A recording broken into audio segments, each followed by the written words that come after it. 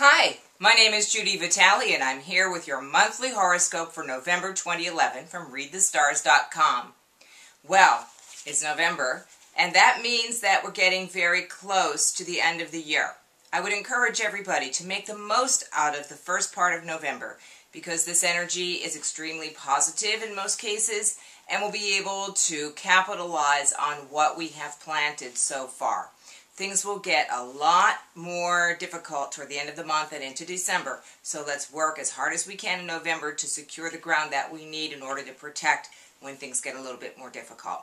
So the big event, I would say for the whole month, would be the solar eclipse on November 25th, following just after Mercury goes retrograde on November the 24th.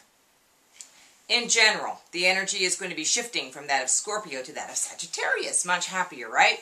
In most cases, yes. The energy of Sagittarius is very positive and happy. It's what allows us to feel jolly and gleeful and thankful as we go through holidays such as Thanksgiving and all the holidays of the lights that come in December. The other big thing that's going to be happening is Neptune going direct on November the 9th. When this happens, this is it for Neptune in Aquarius now. It's going to go zoom right through and go back into Pisces to stay in February.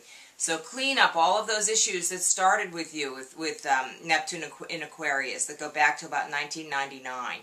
And, you know, however it is that you feel about the issues that have to do with Aquarius, mainly how you deal as you interact with the world at large. It will be now a transcendence from society and groups of people into humanity and beyond and into the spiritual realm as Neptune goes into Pisces and really makes us aware of what we're truly all about. Mars moves from Leo into Virgo on November 10th. This will be a shift in the way that we assert ourselves. Right now, everybody is feeling pretty dramatic here at the beginning of the month.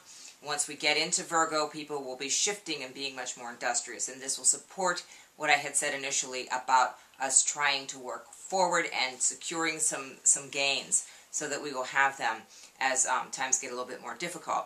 Venus makes a shift right away, November 2nd, into the sign of Sagittarius, and not so bad.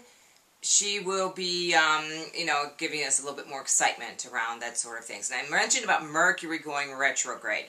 That begins on November 24th. November 2nd is the date that Mercury goes into Sagittarius. And Mercury will go back and back and back and back and goes stationary to direct in December, on December 13th. So right there at the end of the month, those Thanksgiving travel plans, be very, very careful with them, because Mercury will be retrograde while we're all trying to get back to Grandma's house.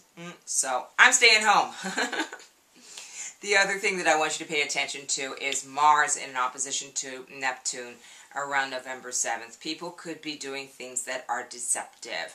This applies from the person sitting next to you, to the government, to the world, to the military, to all kinds of different entities. Deception will be in the air at that time. And as this occurs, we all need to be a little bit more careful and discerning about who we trust.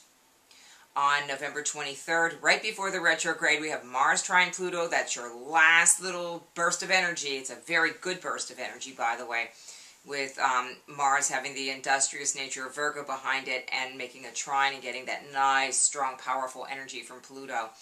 Make sure that you're doing good things, things that are pushing yourself into realms of excellence and goodwill.